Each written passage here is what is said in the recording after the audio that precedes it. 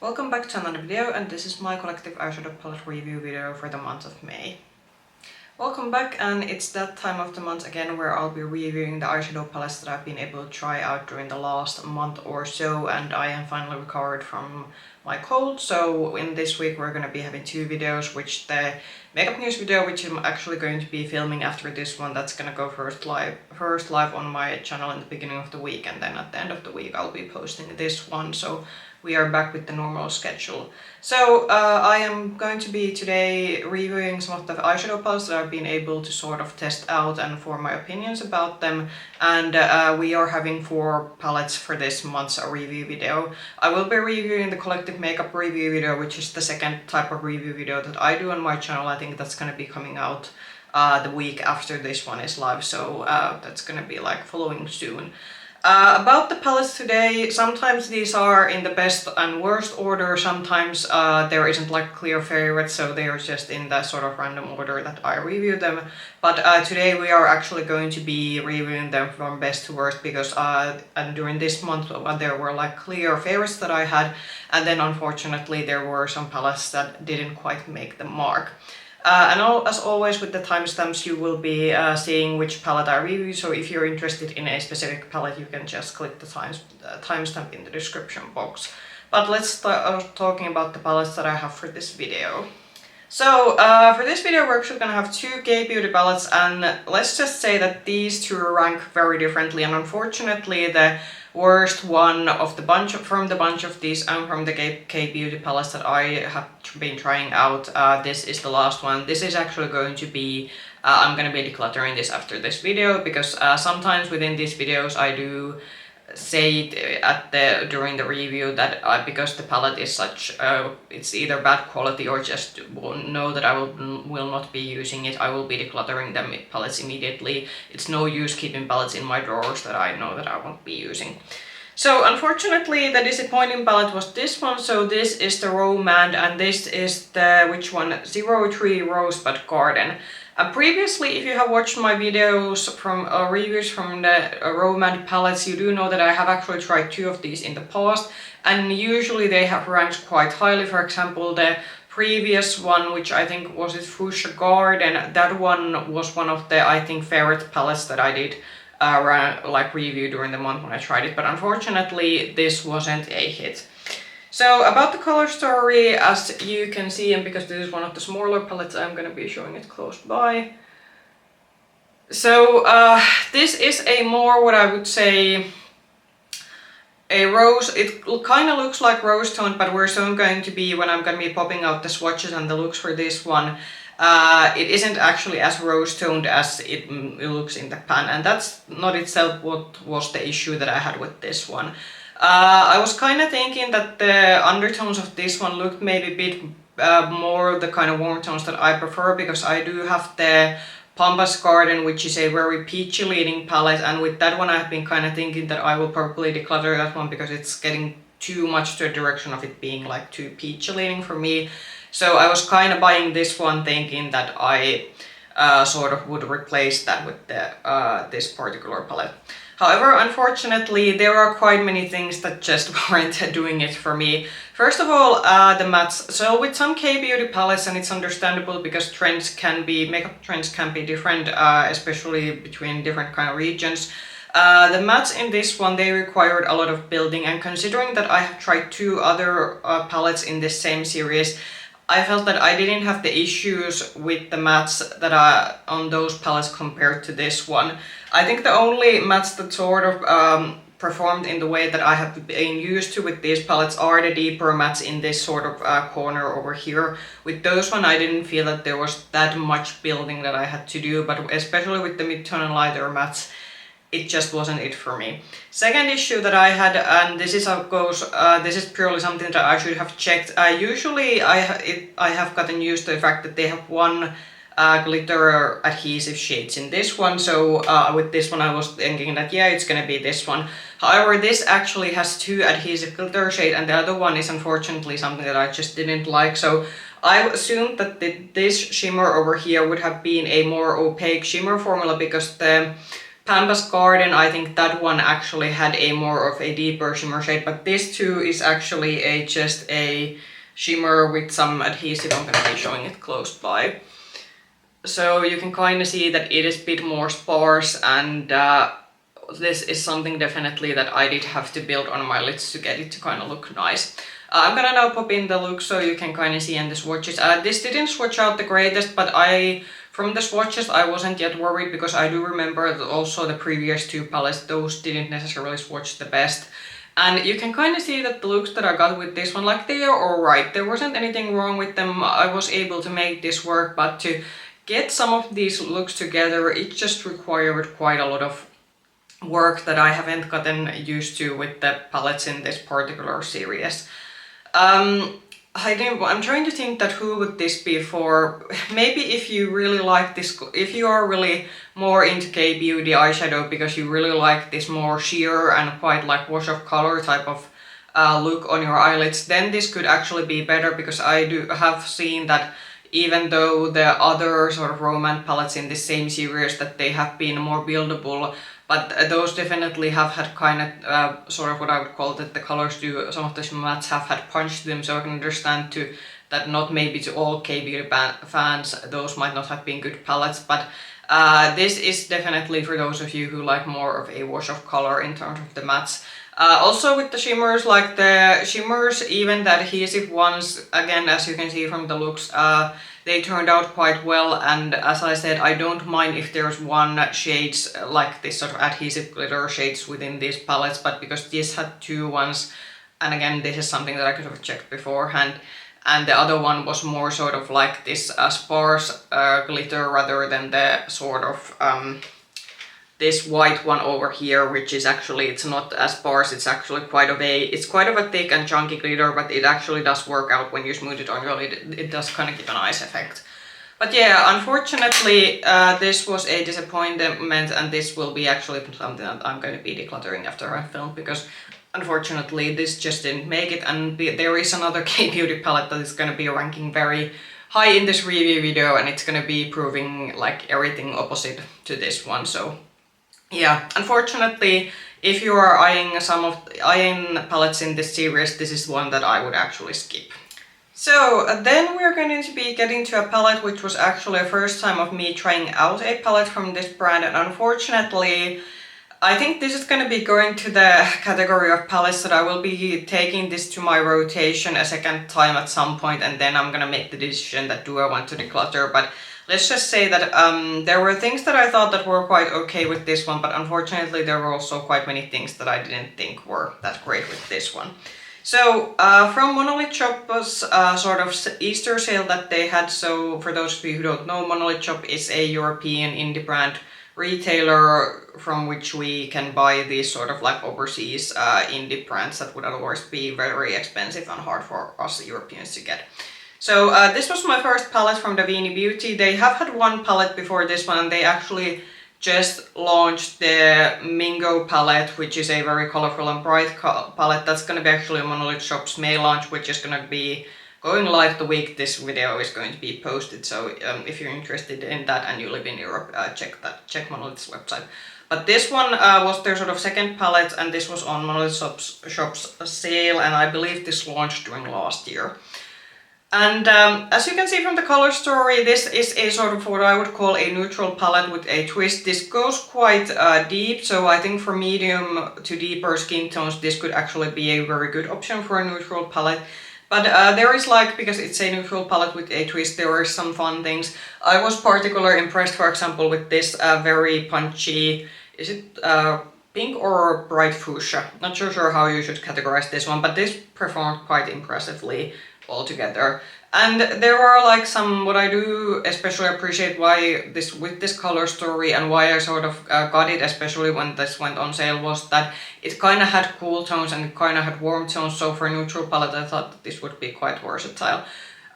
Something that I knew that probably would be a bit like deducting points from this palette was that there are only four shimmers in this one. So I'm a person who usually likes a 50-50 split between mattes and shimmers, but I was thinking that if they are great shimmers, then we are probably, I won't mind it that it doesn't have that many shimmers in it. So altogether I do say that in terms of color story, I was actually pretty like excited and interested to see how this is gonna go. So the matte formula in this one, let's maybe talk about that one first. The matte formula is a bit of a thinner matte formula, and that's not itself a problem because, for example, Glamlite, which we are going to be discussing Glamlite palette in this video also. So Glamlite has a thinner matte formula also, but it's still a formula that builds very effortlessly, it's very easy to work with. With some of these shades, the matte formula was quite alright, so especially like actually this one, when I swatched it out, it felt very buttery. This built beautifully, it looked very nice on the lid and blended in. Also, generally I would say that with the mid-tone and lighter matte shades, the matte formula, even though it's a bit more thinner matte formula, it actually did work out quite well. Unfortunately, with the deeper mattes, that's where I was having a bit of issues, and that's kind of reminded me why I'm not necessarily a fan of this sort of thinner, maybe a bit drier feeling matte formula. So especially I think these sort of three mattes, so the blue, this is more like blue purple, this is like a red one, and this is like more deep blue.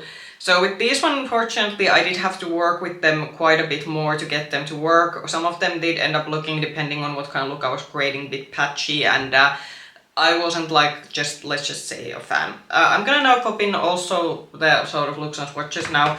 So from the looks, I think you can see that you do get variety with this one. However, something else that I am kind of why I'm not liking this as much as I would have hoped was that if you are looking at this, you are kind of seeing that, okay, there's 4 shimmers, but because the two, like these are both, like the 2 shimmers, the sort of, and one of them is like lilac and one of them is more pinkish one, but actually when you kind of put them on your lid, those 2 shimmers look kind of similar, and actually the sort of marbled blue shimmer and then the silver shimmer, those actually 2 end up looking just silver on your eyes. I'm actually the one look that you're seeing where you can see that I have a silver shimmer. That's not actually the silver shade, that is actually this blue golden sort of marble shade over here, which actually translates silver once you spread it out.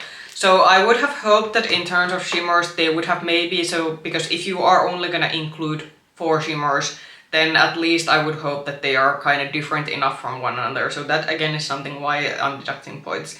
The shimmers themselves, they did feel a bit dry and gritty, but once you actually did spread them on your lids, they did look quite nice. They were very impactful. They did crease a little bit during daytime, so if your eyelids are prone to creasing with some of these indie shimmers, that's something you should consider. But overall, the shimmer quality once you did get them on your lids was very nice, but I would have wished that they would have been maybe a bit different from one another, especially since we only got 4.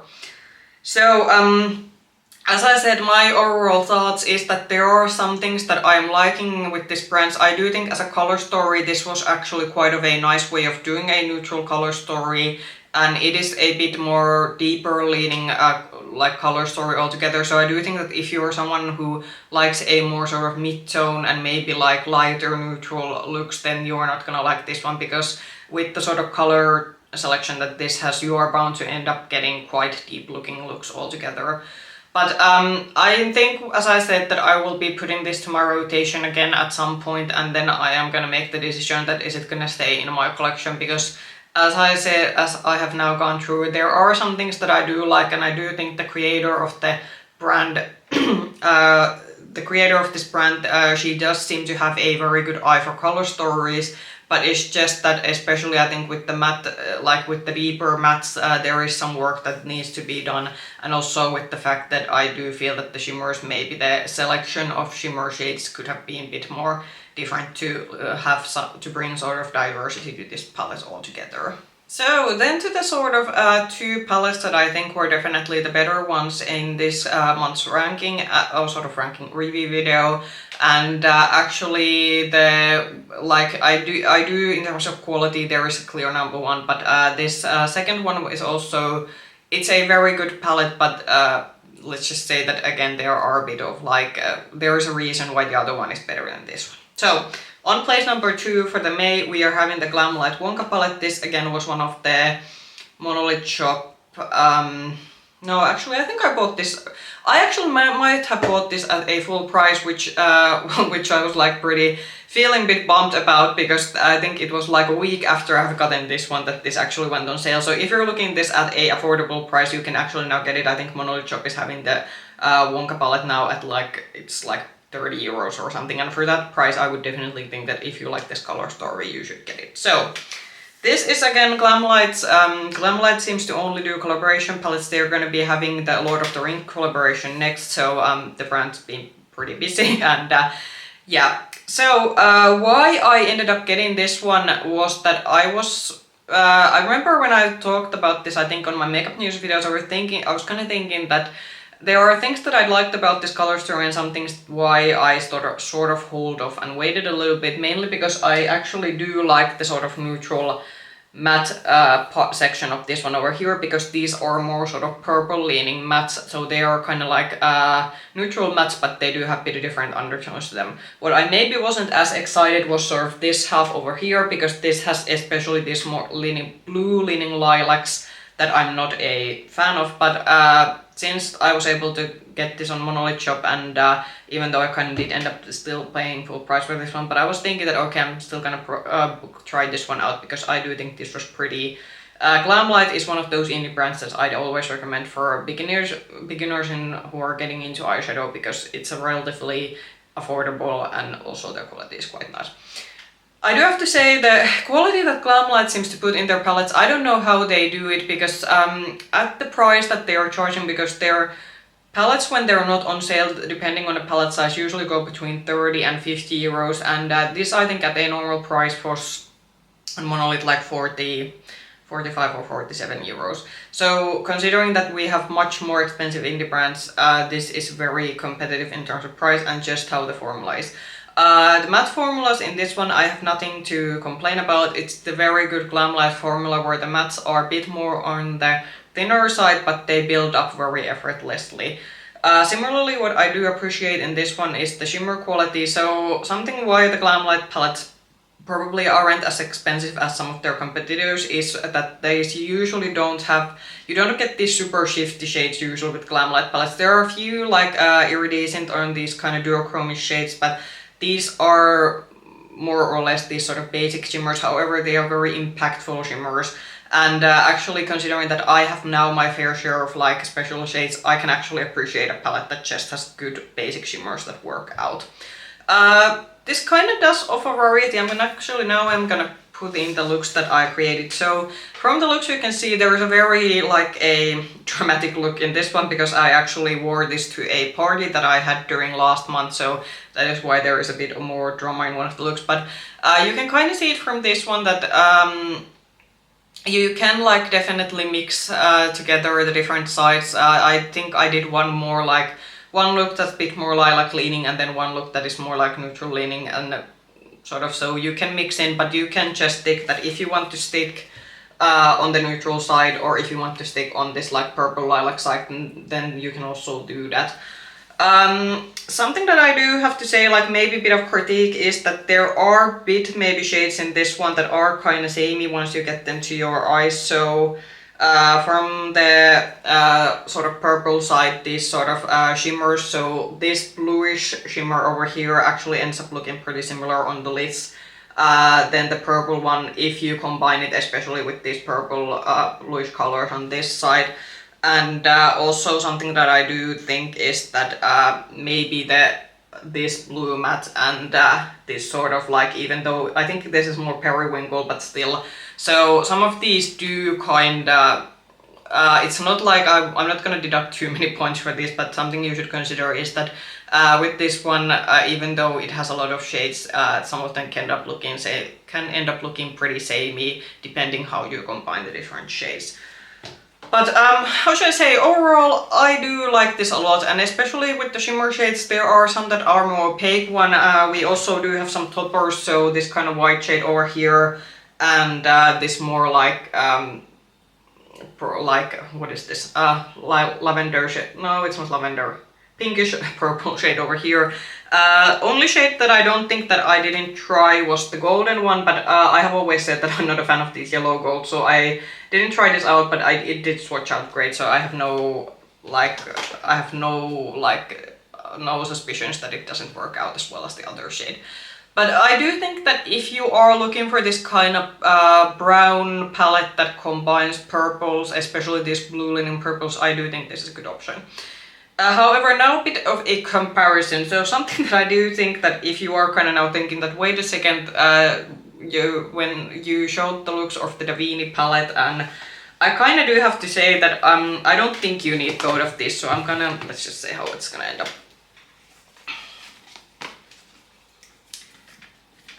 Okay. So when you kind of look these together, I do feel that I kind of get the same looks, and that is actually something that's probably gonna be why I'm also maybe not so keen on keeping a Davinity Beauty palette, because I feel that you kind of get similar looks with the shades that are included in these palettes. They aren't shade for shade dupes, but they are kind of like in the similar color realm.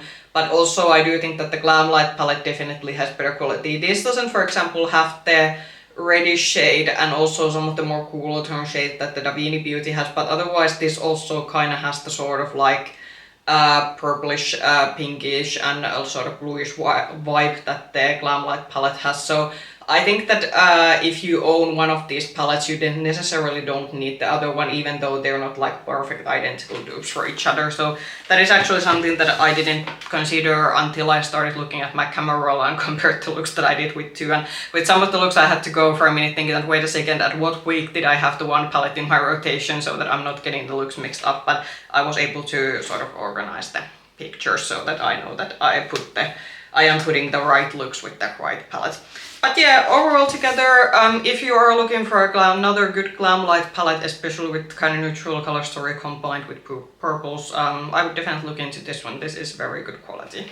So then a sort of #1 palette for this sort of month's eyeshadow palette review video, and this is going to be very boring for some of you comparing maybe the palettes that I showed previously, and this is from a K-beauty brand. So this is Dasique. This is by Dasique, and I hope I'm now saying the name right. I think I butchered it in my May haul video, or sorry, April haul video where I showed this first time. And this is the Sugar Brownie palette. So they do have quite a lot of these 9 pans. I checked at some of our K-beauty retailers, and there is quite a few. So it is a very basic neutral palette, but my gosh, does this perform. So I went into this thinking that, okay, like if it goes to the Rom&nd quality that I like, so not the palette that I showed first in this video, I was thinking that we're already going to be on the winning side. But this formula, it's actually like, I think, even better than in the Rom&nd palettes. I'm actually going to just show in the looks and swatches. So this already, when I swatched it, I was thinking that, okay, that feels that that's going to be a good palette. Sometimes swatches won't tell necessarily that is it a good palette, but with this one, like, amazing. And you can see from the looks, like, this is definitely like, with this one, I will give the disclaimer. If you're buying K-beauty palettes thinking that you want a sheer wash of color, this is not going to be it for you, because as you can see from the looks, with this one, you're definitely going to get very impactful, very beautiful neutral looks in generally. The shimmer formula in this one is also kind of, how should I say, it's very interesting. So these sort of shimmers, this actually palette shows that K-beauty brands don't have to do glitters with adhesive. These are all normal shimmers, meaning that they are what I would think are categorized also as like eye safe, so that there isn't like the shimmer particles are like small enough that they shouldn't cause any eye hazards, unlike with some of the adhesive glitter shades that we usually see from K-beauty brands. The shimmer formula was kind of that initially when I swatched it, I was thinking that it's a very smooth, it kind of feels almost a bit dry, and I was thinking that, okay, it's a bit interesting, but actually what you can see from the swatches and looks is that even though it's quite smooth and dry, it does actually give quite a lot of impact, and it gives a very beautiful shimmer on your lid. I do think this is one of those shimmer formulas actually that is very impactful, but would actually also suit eyelids that are maybe more textured and can't maybe usually wear, that you can't usually wear, for example, these sort of chunky indie shimmers, because they just don't look nice on your eyelids. Because these one, even though they are very sparkly, they are very smooth, they didn't emphasize any kind of textures, because I'm also someone in my 30s, so it's only natural also that my eyelids too, they are already beginning to show their age. But with this one, very smooth, very effortless, and the blending of these shades together very easy, and you could still get a lot of impact, so there wasn't any kind of issues that the shades sort of blended away when you try to like blend them together. This also does have a more of a what I would call a this is more of a what I would call a satin kind of shimmer, but this too was also very buttery, very impactful when I used it in one of the looks. So even though this is one of the most basic of brown palettes that I can think about, I do think that if you are looking for a convenient 9 pan with which is decently priced, this isn't definitely like the cheapest of eyeshadows you can get. I paid approximately a bit under 30 euros for this one, but if you, for example, get this on YesStyle, you might get it closer to 20 euros, so it's gonna depend a lot on your K-beauty retail options. But I do think even if you would pay the closer to 30 euros, I'm not mad at it, because I do think this is a beautiful quality, and this again makes me question that why do we have, for example, some high-end and luxury brands charging like outrageous amounts for like basic neutral eyeshadow palettes, because this is like the quality of this is like very superior to a lot of different kind of neutral eyeshadow formulas that I have tried, and it's like only like a bit under 30 euros. So yeah, I'm going to be getting more of these. Unfortunately, I do have to say, like Dasique, they seem to do different kind of formulas. So they do these palettes where they don't have the glitters, and then they also do these 9 pans that do have the sort of like 1 shades or 2 shades that have the adhesive like glitter shades. So you do really have to like pick and choose your palettes from their range, depending what kind of preferences you have with your shimmers. But I could be open to trying out another palette. Also, a lot of these palettes in their sort of line are quite neutral heavy, so generally speaking, there isn't, and you aren't gonna get anything very exciting with them. But that is also the case with a lot of K-beauty brands, that their color stories are quite neutral leaning and all like also can be quite pale. But with this one, if you're looking for a very impactful small neutral palette that is definitely gonna like suit different kind of eyelids and is very effortless to use, then I would 100% recommend getting this one. That was my review for the month of May. So comment down below, have you tried any of these palettes and how did you like them, or what have been maybe your sort of top eyeshadow palettes that you've been trying out during this month or the past month.